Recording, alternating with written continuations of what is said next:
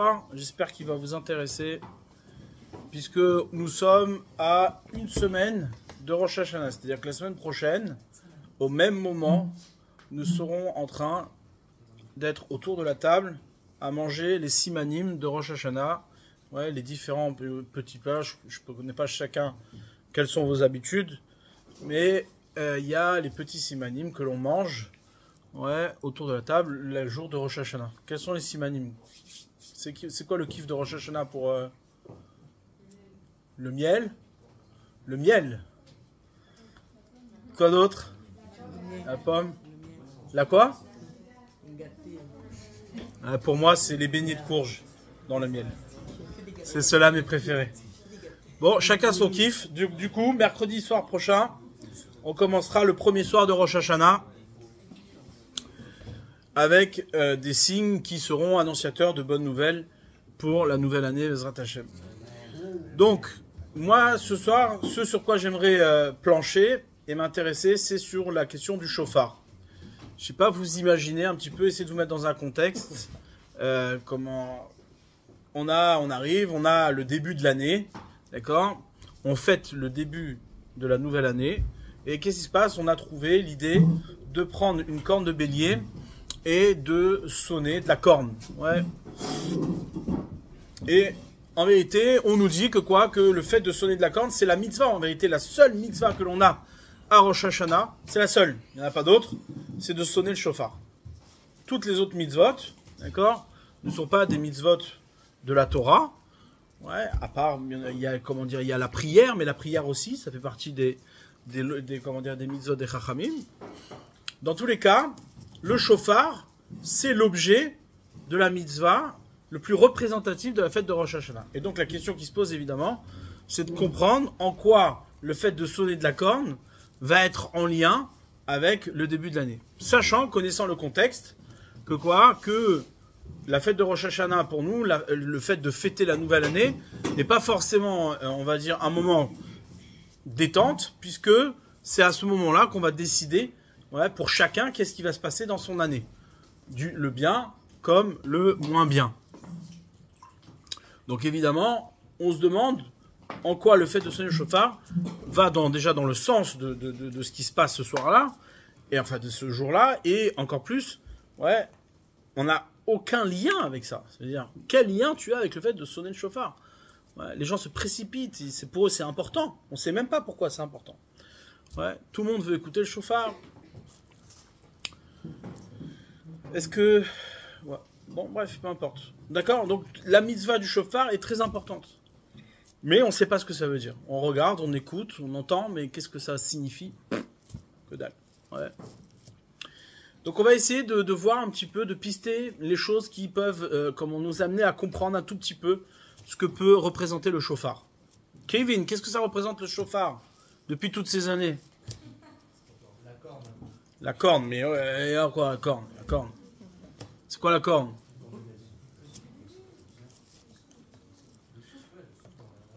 Le souffle dans la corne.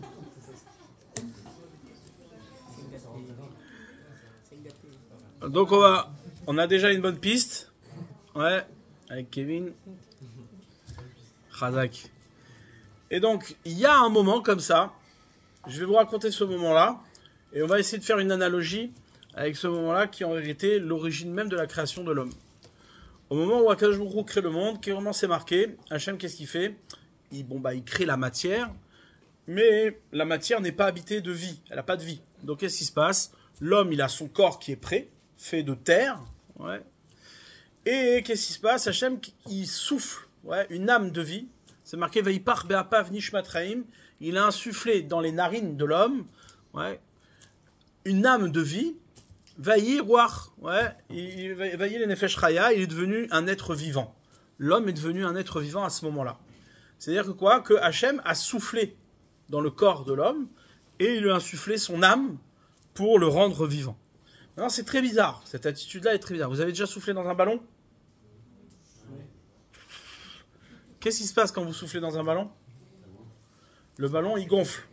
D'accord? Maintenant, si on va plus loin, ça veut dire qu'il y a une part de vous dans le ballon. C'est-à-dire que le ballon s'en va avec une part de vous. C'est quoi votre souffle? ce qui était à l'intérieur de vous, ouais, vous soufflez dedans et vous le mettez dans le ballon. Et le ballon, il s'en va avec un petit peu de vous. D'accord? Et en vérité, c'est exactement la même chose. Quand Hachem, il a donné la vie à l'homme, qu'est-ce qu'il a fait? Il a mis une part de lui, parce qu'on ne comprend pas qu'est-ce que ça veut dire que Hachem souffle dans le corps de l'homme. Il n'y a pas de souffle chez Dieu. Dieu ne souffle pas. Qu'est-ce que ça signifie? Ça veut dire qu'il a mis une part de lui dans l'homme. C'est-à-dire qu'il y a, l'homme est habité, l'homme il est habité de la part du divin. D'accord? Qu'est-ce que ça signifie? Ça paraît comme ça, extraordinaire, etc. Ça signifie que l'homme ne peut pas arriver à se trahir au point de trahir l'existence de Dieu lui-même.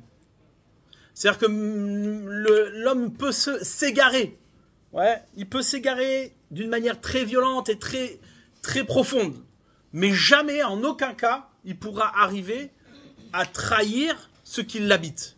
Et ce qui l'habite, c'est quoi? Qu'est-ce qui lui donne vie? C'est une part de Dieu. D'accord? Ça, c'est comment dire, c'est quand même quelque chose de curieux. Ouais. C'est-à-dire savoir qu'au bout du compte, ce qui nous anime au quotidien, c'est le divin lui-même, c'est le souffle de Dieu, c'est la présence divine qui est en nous. Bon, c'est pas quelque chose que l'on ressent facilement ou que l'on ressent au quotidien. Ouais. Maintenant, si je vous pose la question un peu plus loin, lorsqu'on fait quelque chose de mal, on le fait par le biais de quelle force? Par cette part de Dieu qui est en nous. Quand Dieu il a dit voilà à Adam, vous connaissez l'histoire, Adam le premier homme, il est déposé dans un jardin et on lui dit écoute, ce jardin-là, tu fais attention, tu peux tout faire ce que tu veux, sauf une chose, ne le fais pas. Ne mange pas de cet arbre-là, qui est l'arbre de la connaissance du bien et du mal. Et Adam, ouais, en association avec sa femme, qu'est-ce qui se passe? Il mange le fruit interdit. Il n'a pas pu résister, il a mangé. Maintenant, ce mal-là qu'il a fait, bah, il l'a fait par quel biais, par quelle force? Par cette âme de vie qu'il habite. C'est-à-dire qu'en vérité, c'est Dieu lui-même qui s'est trahi. Puisque l'âme qui habite l'homme participe également à la présence divine, participe également à la faute que l'homme est en train de faire. Quand un homme il tue une autre personne, ouais, Hitler. Vous connaissez Hitler? Vous avez entendu parler d'Hitler? Adolphe, de son prénom. Ouais. Qu'est-ce qui se passe? Il est à l'origine de millions de morts, de l'extermination de 6 millions de juifs. D'accord? Mais ce type-là, il était habité de Dieu. Il y avait une âme divine en lui. Sinon, il ne serait pas vivant. D'accord? Donc ça pose des questions. Comment c'est possible que quoi? Que cette présence divine participe à tous les maux de l'humanité. D'accord? Ça, c'est une question qui est fondamentale. Ouais. Elle est fondamentale pourquoi? Parce que quand tu as ce comportement-là, eh bien, tu dois pouvoir identifier quelle est l'origine de ton comportement. Ouais. Vous connaissez tous. Chacun connaît. Chacun a sa propre expérience du mal. Ouais, on n'échappe pas à ça. Même à l'âge que vous avez, c'est déjà arrivé. D'accord? De la jalousie, de la méchanceté. On a toujours eu des moments, ouais, où il faut se raisonner, où il faut pouvoir se retenir, où il faut pouvoir, d'accord, se remettre en question. Et donc, du coup, ben, qui est à l'origine de tout ça? Lorsqu'on se remet, ouais, ça arrive souvent. Lorsqu'on est dans une démarche qui est négative, qu'est-ce qui se passe lorsqu'on sort de cette démarche négative? Bah, on reprend confiance et on dit quand même on a été bête, c'est dommage d'avoir fait ça. Ouais, j'aurais pas dû me disputer avec cette personne. D'accord? Ok, donc qu'est-ce qui nous ramène à la raison? Qu'est-ce qui nous ramène à la raison? Je vais pas être très long. Je vais pas vous embêter longtemps. Parce que je sais que quoi que le temps de réflexion avec l'année diminue. Et la concentration, elle est pas là. Ouais. Au fur et à mesure du temps, Sacha, il y a pas longtemps, il me disait que quoi, qu'il trouvait que les gens étaient de plus en plus bêtes. C'est vrai ou pas? Ouais, c'est vrai. Ouais. Du coup, c'est pour ça que voilà, on va se mettre au niveau. Écoutez bien ça va pas prendre longtemps. Juste le raisonnement, il est important. Nous, ce qu'on essaie de comprendre, c'est quoi? C'est le chauffard. On souffle dans un chauffard. Ouais, et ce chauffard-là, qu'est-ce qu'il fait? Il fait quelque chose d'extraordinaire. C'est qu'il perturbe notre Yetzer Hara, notre mauvais penchant. C'est-à-dire qu'on a un mauvais penchant. Ce mauvais penchant-là, il nous amène à faire des choses qui sont pas comme il faut, des choses qui sont mauvaises, qui sont négatives. D'accord? Et au moment où je sonne dans le chauffard, eh bien, mon Yetzer Hara, il est perturbé. Donc, il ne peut pas aller me critiquer auprès du divin. Il ne peut pas aller voir Dieu et lui dire, écoute, celui-là, c'est un tordu, vas-y, regarde ce qu'il a fait toute l'année, etc. Il est perturbé. Il n'arrive pas à ramener les mauvaises choses. Pourquoi le chauffard, il a cette force-là? Ouais. En vérité, le chauffard, c'est exactement le chemin inverse de ce que Hachem, il a fait. Lorsque Dieu, il a soufflé dans le corps de l'homme, l'homme est comme un chauffard, il est cette corne, d'accord, par lequel passe le souffle divin. Et donc, en vérité, le rôle de l'homme, c'est quoi? C'est ni plus ni moins que de créer la résonance du passage du souffle divin qui le traverse. D'accord? Lorsque notre âme, notre vie, elle est vécue, eh bien, le résultat devrait être, une résonance de la présence divine. Ouais. Bon, c'est pas tout le temps le cas. D'accord? Malheureusement. Mais en vérité, c'est ça qui devrait être.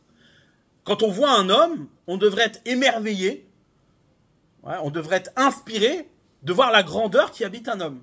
Un homme est habité d'une grandeur. Alors, cette grandeur lui appartient pas. Maintenant, plus il fait croire que sa grandeur lui appartient, plus il est tout petit.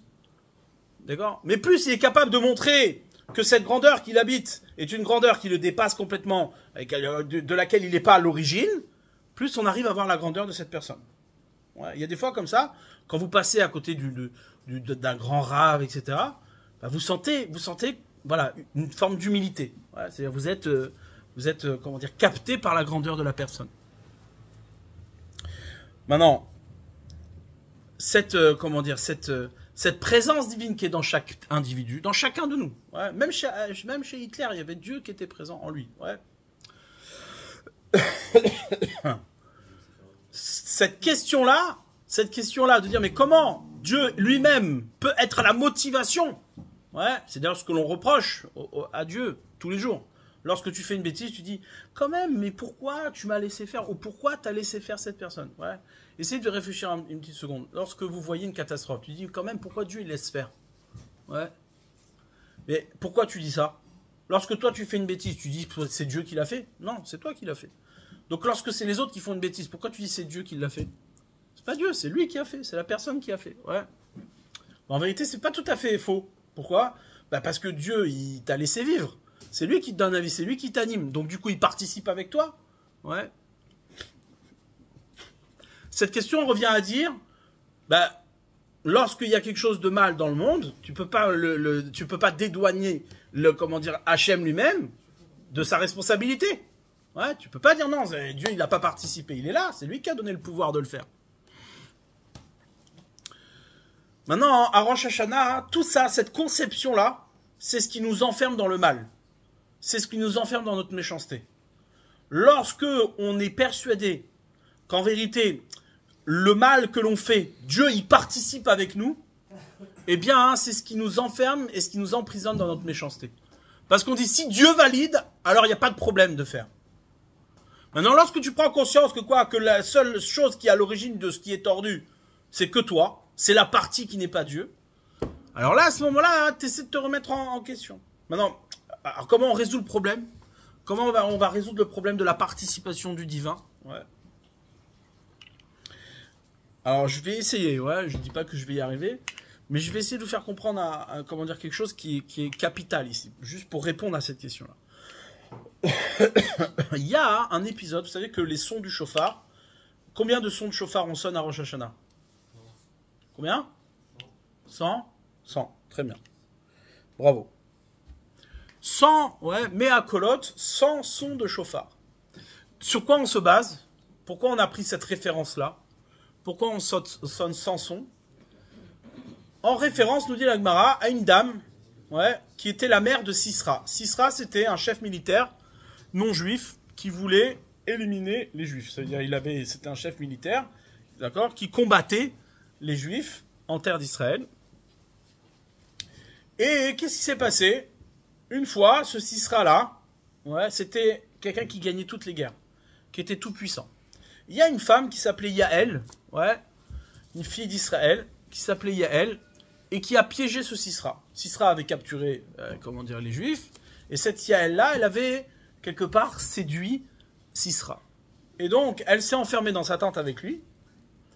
Et elle l'a nourri de, comment dire, de plein de mets qui l'ont enivré. Et au fur et à mesure, qu'est-ce qui s'est passé? La nuit passée avec lui, à la fin, elle a tellement, comment dire, épuisé que quoi? Qu'elle a pu lui couper, lui trancher la tête. Donc, elle a arrêté, c'est-à-dire elle a tué ce grand chef militaire. Et donc, la maman de Sisra, qui était chez elle à la maison et qui attendait le retour glorieux de ce chef militaire, elle attendait à la fenêtre. Et qu'est-ce qu'elle voit? Elle voit pas le retour de Sisra. Elle voit que Sisra, il tarde, il vient pas. Qu'est-ce qui se passe? Il aurait dû être là à 10h. Ouais, vous connaissez les vieilles grand-mères. Il est où mon fils? Il devait être là à 10h. Il n'est pas là. Et donc, au fur et à mesure du temps, ben, elle s'inquiète, elle commence à s'inquiéter, et elle voit son fils revenir sur un linceul mort. Et donc là, elle se met à pleurer. Et c'est marqué là-bas que quoi? Qu'elle a pleuré 100 fois. Il y a eu 100 pleurs. En référence aux 100 pleurs de la mère de Sisra, on sonne le chauffard. Et là, on ne comprend pas. C'est-à-dire, quel rapport? Pourquoi tu prends comme référence les pleurs d'une mère, d'un rachat, d'un pauvre type qui voulait du mal à Israël? Pourquoi tu fais ça? Ouais. Quel rapport il y a entre les pleurs de la mère de Sisra avec le son du chauffard? Ah, écoutez bien. Il y a 3 fois dans la Torah, c'est marqué seulement 3 fois dans toute la Torah. Ouais. Le mot boshesh. Il y a un mot dans la Torah qui s'appelle boshesh. En hébreu, on l'utilise encore aujourd'hui, ouais, dans l'hébreu moderne, comme par exemple, on dit, ouais, baishan. Baishan, c'est un timide, ouais. Ou mitbayesh, il a honte. Mitbayesh, ça veut dire avoir honte. Maintenant, dans la Torah, il y a 3 fois, on l'utilise sous la forme de boshesh. Une première fois, c'est au sujet d'Adam et Ève. Adam et Ève, qu'est-ce qui s'est passé? Vous savez que quoi? Je ne vous raconte pas quelque chose que vous ne connaissez pas cette fois-ci. Adam et Ève, ils étaient dans le Gan Eden, dans le jardin, et ils étaient nus. Il n'y avait pas d'habits. D'accord? Et ils n'avaient évidemment pas honte. Ils étaient tranquilles, à l'aise, il n'y avait pas de problème. Et le terme qui est utilisé là-bas pour décrire le fait que Adam et Ève n'avaient pas de problème, c'est marqué Velo idbo shachou. Ils n'avaient pas honte. Velo idbo shachou. Maintenant, il y a une autre fois, ouais, où c'est marqué le mot boshesh, c'est au moment du don de la Torah. Moïse, Moshe, de son vrai prénom, ouais. Qu'est-ce qui se passe? Il reçoit la Torah, et il avait dit au Béné Israël, attendez-moi en bas de la montagne, je reviens au bout de 40 jours. Ils se sont trompés dans le calcul, et ils voient que Moshe tardait à venir. Et le terme qui est utilisé pour dire que Moshe tardait à revenir, c'est marqué Moshe boshesh. Moshe tarde à revenir. Le mot, c'est boshesh. Et lorsque on parle de Sisra, et que la mère de Sisra attendait le retour de son fils, eh bien, lorsque Sisra tardait à revenir, le terme qui est utilisé là-bas, c'est le mot boshesh également. Sisra, boshesh, Sisra tarde à revenir. D'accord? Maintenant, la question qui se pose, c'est que bon, pour Sisra et pour Moshe, on utilise un terme qui veut dire tarder. Mais avec Adam et Ève, le fait qu'ils n'avaient pas honte, quel rapport il y a entre le fait de ne pas avoir honte, ouais, et le fait de ne pas tarder? Il n'y a aucun rapport. C'est pas le même sens. Mais en vérité, lorsqu'on y réfléchit, ouais, lorsque Adam et Ève vivaient dans cette nudité sans complexe, ouais, sans problème, en vérité, c'est quoi Veloïd Bochachou? C'est qu'il n'y avait pas de retard entre leur extériorité et leur intériorité. Ouais. Pourquoi un homme il a honte de sa nudité aujourd'hui? Pourquoi il couvre sa nudité? Mais parce que il y a une distance entre ce qui va être son intimité et ce qu'il veut montrer à l'autre. D'accord? Donc il y a un retard lorsque je regarde une personne. D'accord? Il y a un retard, il y a un décalage entre ce que la personne elle est vraiment et ce qu'elle me montre. D'accord? Chacun choisit de montrer ce qu'il veut. Vous imaginez bien que quoi? Que lorsque vous allez dans une soirée, bah, vous allez choisir de montrer ce que vous voulez. Ouais. Donc ça, c'est ce qu'on appelle boshesh. C'est-à-dire le Veloïd Bochachou, Adam et Ève, ils étaient nus. C'est-à-dire qu'ils n'avaient pas ce problème-là de chercher à montrer autre chose que ce qu'ils étaient. Donc il n'y avait pas de distance et de complexe par rapport à la nudité de l'autre. Tout était en direct, Tout était sans complexe. Maintenant, le shofar, le shofar, qu'est-ce qu'il représente? Quand Hachem, il souffle dans le corps de l'homme, ça, ce moment-là, c'est un moment qui est distingué du moment de la conception de l'homme lui-même. Hachem conçoit l'homme, il le forme, matériellement, il est formé. Mais le moment de vie, c'est un moment de vie qui vient après. Il ne vient pas en même temps que la conception matérielle de l'homme. Il y a un décalage entre ce qui est la matérialité de l'homme et la spiritualité de l'homme. Ce qui, la structure matérielle de l'homme et la vie de l'homme. D'accord? Et ça, nous, on le ressent au quotidien tout le temps. Lorsqu'on fait un acte, en vérité, souvent, il n'est pas réfléchi. Et donc, souvent, instinctivement, on fait cet acte, et c'est après qu'on dit, mais on n'aurait peut-être pas dû faire ça. Pourquoi? Comment ça se fait? Parce qu'il y a un décalage entre la conscience de la vie qui nous habite, et donc la grandeur qui nous habite, et l'être matériel que l'on est. Cette distance-là vient du moment d'origine, où quand Akadosh Baruch Hu, il a donné la vie à l'homme, eh bien, c'est au moment où la conception de l'homme était déjà faite. Il était déjà façonné. Donc lorsque Hachem souffle dans le ballon qu'est l'homme, qu'est-ce qui se passe?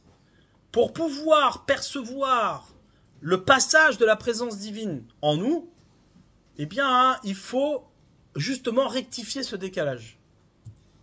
Il faut rectifier ce décalage. C'est-à-dire que en vérité, ce que l'on doit faire, c'est justement éliminer tous les retards qu'il y a dans le monde. Les retards, c'est quoi? C'est l'interprétation. Lorsque tu vois quelque chose, tu interprètes. D'accord? Tu vas là à ce qui est le plus intéressant pour toi. D'accord? Quand tu fais du Lachon Hara, par exemple, tu vois une personne et tu dis, voilà, cette personne-là, elle est mauvaise, elle est truc, elle est machin, et tu as vu ce qu'il a fait, nanana. D'accord? L'exemple, un exemple bête et standard que nous donne le Chafetz Chaim, je vois un rabbin, d'accord, qui, je sais pas moi, qui rentre dans un endroit qui n'est pas fait pour les rabbins, d'accord? Et donc je dis, voilà, je vais voir tout le monde, je dis, vous savez où j'ai croisé le rabbin? Vous savez? Vous croyez que c'est un bon rabbin, ça? Eh ben, il était là-bas, là. Il était là-bas. Eh bien, qu'est-ce qui se passe? Les lois du Lachon Hara nous disent, t'as pas le droit d'aller répéter. Quand tu vois un tzaddik qui fait une bêtise, ne va pas répéter. Pourquoi? Parce que c'est sûr qu'il a fait tchouva. Il regrette déjà. Maintenant, toi, en allant répéter, qu'est-ce que tu fais? Tu l'enfermes dans ce que tu as vu. Tu l'enfermes dans ce que tu as vu. Tu te précipites. C'est-à-dire, il faut à tout prix qu'il soit enfermé dans ce que tu as vu. Quand tu fais du Lachon Hara sur quelqu'un, c'est ce que tu désires. Tu cherches à le piéger dans ce que tu as vu. C'est pour toi une opportunité de le piéger dans ce que tu as vu. Seulement, il y a un décalage entre ce que tu as vu et ce que la personne est vraiment. Ce qu'elle est vraiment, au fond, c'est pas ce qu'elle a fait. C'est ce qu'on appelle la teshuva. La teshuva, c'est quoi? C'est revenir à l'instant qui a précédé, l'instant où j'en ai pris conscience, et rectifier cet instant. J'ai fait une bêtise, certes, c'est vrai, j'ai fait cette bêtise-là. Seulement, qu'est-ce qui se passe? Au moment où j'en prends conscience, je rectifie l'instant où je me suis trompé. C'est-à-dire que je réduis l'écart qu'il y a entre le moment où j'ai fauté et le moment où j'ai pris conscience que c'était pas bien de le faire. D'accord? Et en vérité, quand nous on sonne du chauffard, qu'est-ce qu'on fait? On fait le chemin inverse. On prend le souffle de Dieu qui est en nous, parce qu'on souffle avec quel souffle? Avec le souffle que Dieu nous a donné. Donc qu'est-ce que tu fais? Tu souffles dans cette corne avec le souffle de Dieu, à travers la mitzvah qu'il t'a demandé, et tu écoutes l'événement de la mitzvah que tu crées par le souffle de Dieu. Tu crées un retour. C'est quoi ce retour-là? C'est justement la rectification de la distance qu'il peut y avoir entre la conception de l'homme qui est purement matérielle, et son habitation par la spiritualité qui arrive un instant après. Toi, qu'est-ce que tu fais? Tu dis, Hachem, tu sais quoi? Toute l'année, j'ai fauté, j'ai fait des bêtises. Mais je sais que si j'ai fauté, j'ai fait des bêtises, c'est parce que je n'étais pas raccord avec moi-même. Je n'étais pas en accord avec ce que je suis. Ce qui a été fait, ça a été fait par la conception matérielle. Non pas par l'habitation spirituelle que tu m'as donnée. Maintenant, nous, on n'est pas schizophrènes. On ne vit pas en deux temps. D'accord? Comment on fait pour réconcilier les deux personnages qui sont en nous? On va pas voir un psy. On prend pas des médicaments. Comment on fait? Hein? Quoi? Non, alors, il faut faire attention, il faut pas toujours aller voir le rabbin. Mais le, comment dire, parce que lui aussi, des fois, il est schizo, tu vois. Non, il faut faire attention. Non, je rigole. Le, comment dire, qu'est-ce qu'on fait? Comment dire, on comprend que quoi, qu'en vérité, cette distance-là, ça doit être l'occasion de réconcilier le corps avec l'âme. Maintenant, si toi, tu es persuadé que quoi, que ce qui a fait la faute, en vérité, c'était au même instant que tu étais habité du divin, alors tu n'as aucune réparation possible. C'est impossible. Impossible. Là, comment dire, l'humanité, ouais, le chrétien par exemple, comment le chrétien s'est construit? Vous connaissez un petit peu l'histoire du christianisme? Comment dire, l'idéologie chrétienne, c'est de dire, ouais, il y a un juif, comme ça, un juif, qui s'est levé un matin et qui a dit au monde entier, voilà, écoutez mes frères, on est tous... ouais, tous pareils, il n'y a pas de différence. Sachez que quoi, qu'on est tous des fauteurs. Une fois, il y a un type qui vient incriminer une femme qui a fauté. Il dit, oh, vous connaissez la fameuse phrase célèbre, que celui qui n'a jamais fauté jette la première pierre. Ouais. Et donc, qu'est-ce qui se passe? C'est quoi comment dire, l'idéologie chrétienne? C'est de dire, attendez, on peut pas incriminer le fauteur. Pourquoi? Parce qu'on est tous des fauteurs. Maintenant, vous savez quoi? Vous allez donner toutes vos fautes. Donnez-les-moi. Ouais. Et moi, fils de Dieu, c'est quoi, fils de Dieu? Moi, habité du divin, je vais aller plaider à Dieu en lui disant, écoute, on est tous des fauteurs, mais vas-y, efface l'ardoise. Fais comme si de rien n'était. D'accord? Ça, c'est la conception, c'est l'idéologie chrétienne. Ça veut dire quoi? C'est qu'elle vient dire que l'événement matériel et l'événement spirituel interviennent au même moment, au même instant, il n'y a pas de distance. Et donc Dieu, tu dois nous gracier. Tu dois nous gracier de nos mauvais actes. À Rosh Hashanah, on vient dire non. On vient dire c'est deux choses complètement séparées, c'est deux instants différents. Seulement, hein, là où j'ai fauté, c'est quoi? C'est justement de ne pas avoir compris que cette séparation, cette distance qu'il y a entre la matérialité et la spiritualité, c'est d'être à l'origine d'une réconciliation. En vérité, moi, je suis un troisième personnage. Je suis ni mon corps matériel, ni le divin qui m'habite. Je suis celui qui crée le lien entre ces deux réalités-là. Ce qu'on appelle le nefesh. Pourquoi du coup on ne sonne pas le chauffard plus souvent? Très bonne question.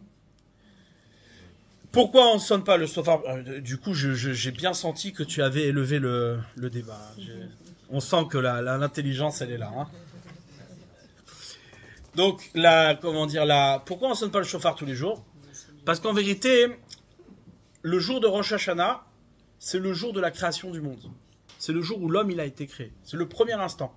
Le commencement de tout. Ouais. Et en vérité, là où on est mis en examen sur cette question de la distance qu'a pris le corps à notre âme, c'est le jour de la création. Ouais. Les autres jours, tu es dans cette aventure. C'est à toi de te battre avec cette distance. Ouais. Mais en vérité, le jour de Rosh Hashanah, si le jour de Rosh Hashanah, qui est l'anniversaire de la création du monde, on n'est pas capable de réconcilier, c'est-à-dire de réduire cette distance, c'est-à-dire que le monde ne vaut pas le coup d'être créé. De nouveau, Hachem ne recréera pas le monde. En vérité, le jour de Rosh Hashanah se repose la question du départ. Est-ce que je crée l'homme ou je ne crée pas l'homme? Et ça vaut le coup de créer le monde ou ça ne vaut pas le coup de créer le monde?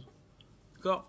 Et ça, c'est quelque chose qui est fondamental. Pourquoi? Parce que les gens souvent se trompent. C'est-à-dire, ils pensent que la spiritualité, c'est quelque chose que l'on ressent de manière innée ou pas. Je le sens ou je le sens pas. Je suis fait pour ça ou je suis pas fait pour ça.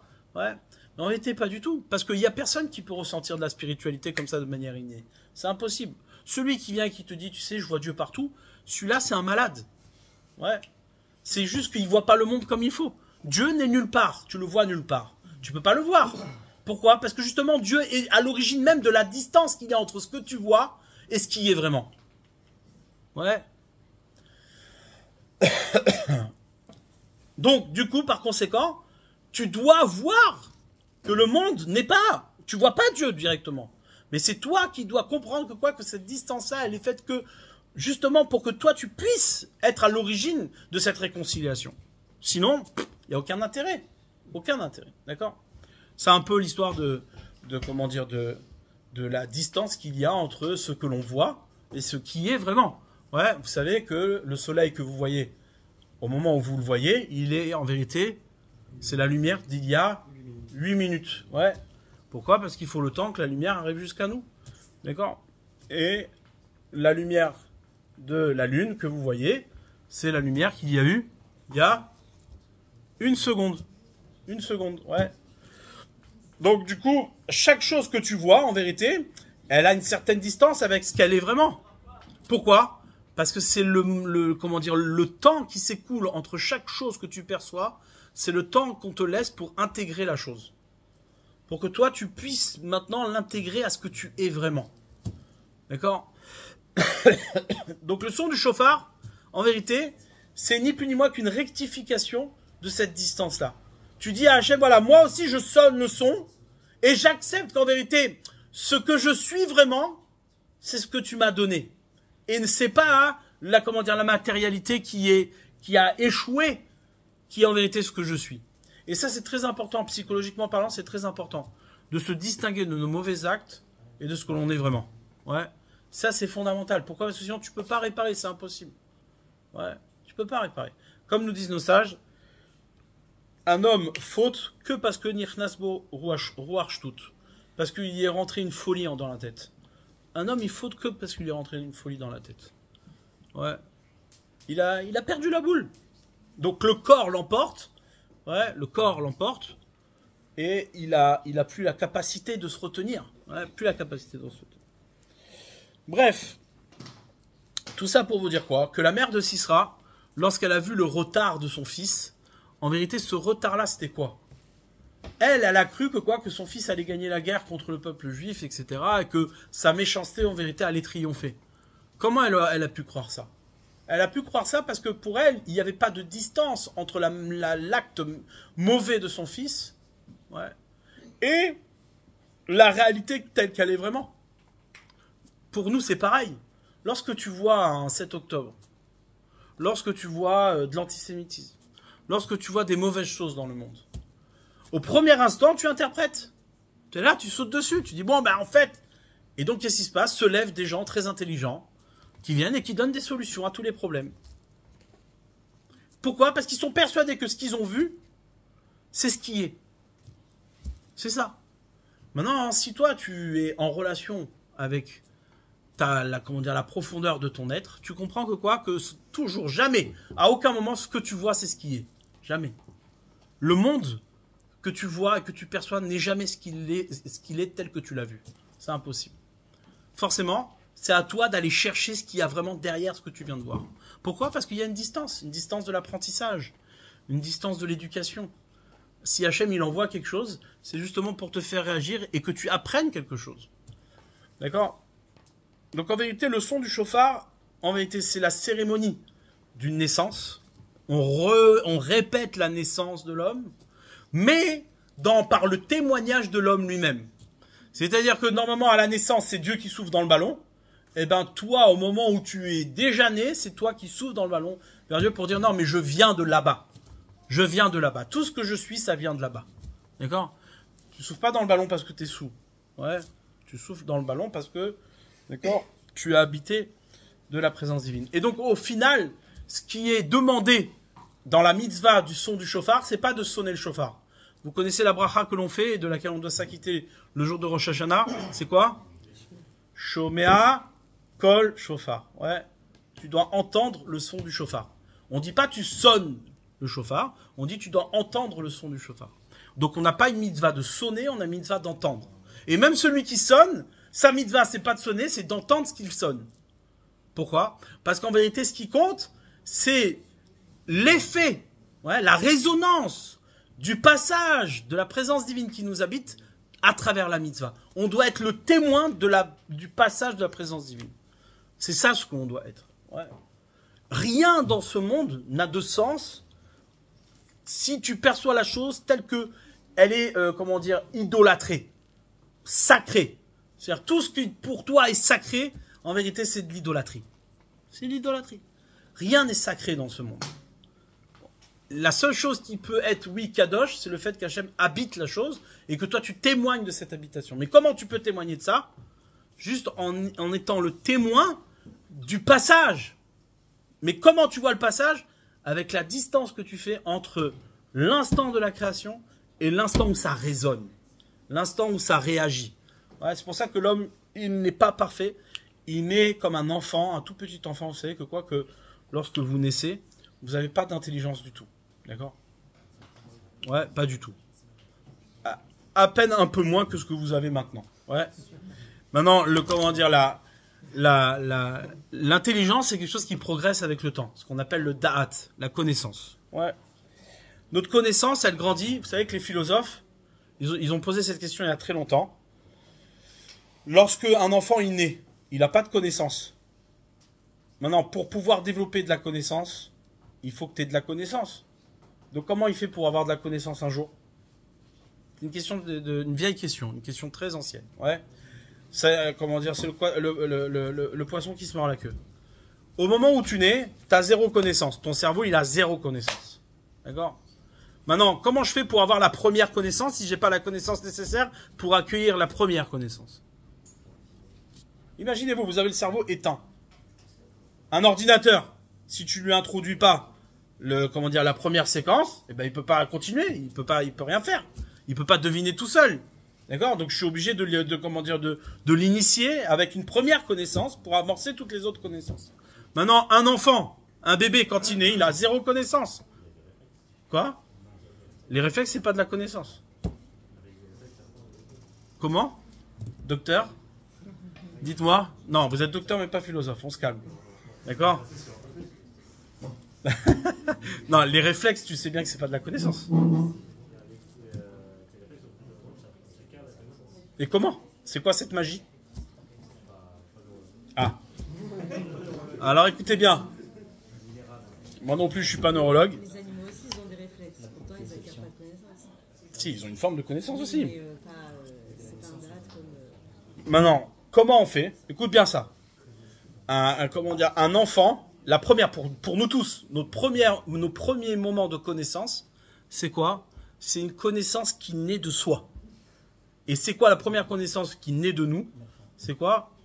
C'est la faim. Un sentiment de manque.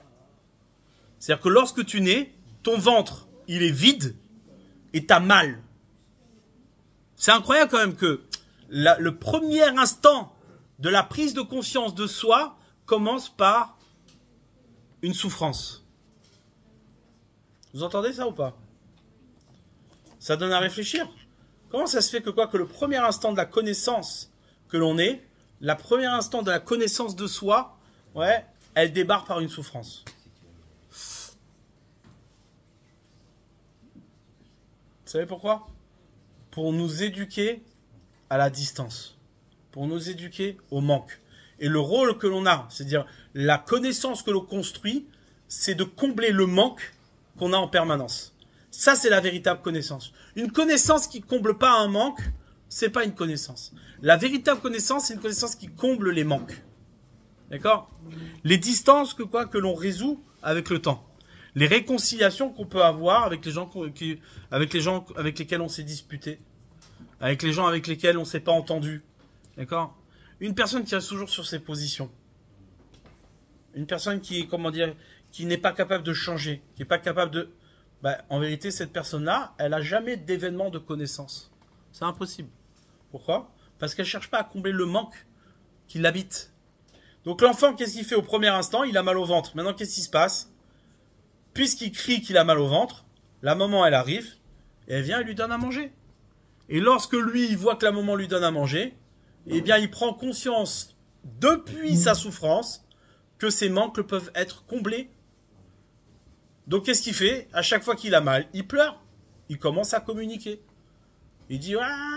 Et donc, qu'est-ce qui se passe? La maman, elle arrive, elle donne à manger. Et là, il va bien. Donc, il a compris que le premier pleur qu'il avait, c'était un pleur qui n'appelait pas à l'aide. Mais le deuxième pleur qu'il a, c'est un pleur qui appelle à l'aide.